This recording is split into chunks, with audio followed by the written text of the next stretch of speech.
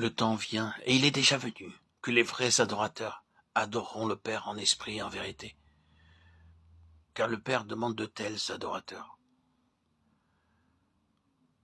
C'est pour que nous soyons de tels adorateurs qu'il a envoyé son Fils chercher, sauver ce qui était perdu.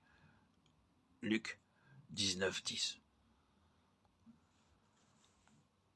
C'est dans l'adoration que le Saint-Esprit atteint le but pour lequel il fut envoyé. C'est dans l'adoration qu'il manifeste plus complètement ce qu'il est. Si je veux sentir fortement en moi la présence de l'Esprit, je dois adorer l'Esprit. Je dois adorer. L'Esprit prépare à l'adoration, et l'adoration prépare à recevoir l'Esprit. L'adoration ne consiste pas seulement en prière. Elle nous fait sentir avec respect la sainte présence de Dieu.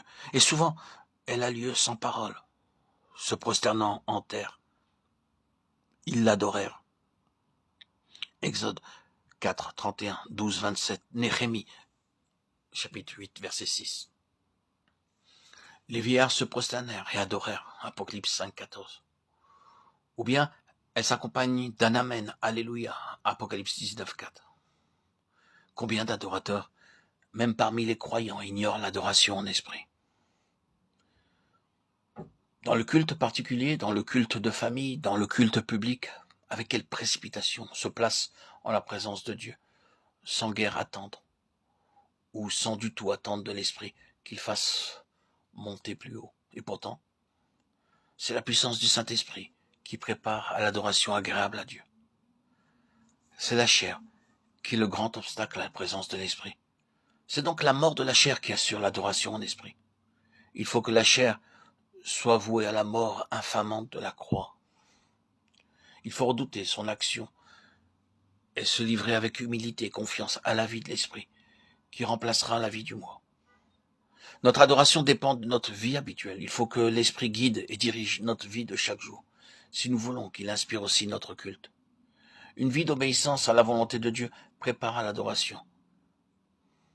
Veuille le Seigneur nous faire sentir profondément toute l'inunité, toute la culpabilité de l'adoration qui n'est pas en esprit et en vérité.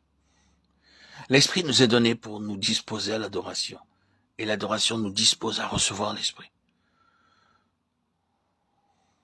Regardons toujours à Dieu, en attendant tout de lui, avec humilité et respect. Mon âme, confie-toi en Dieu, car de lui vient mon espérance. Psaume 62, 6.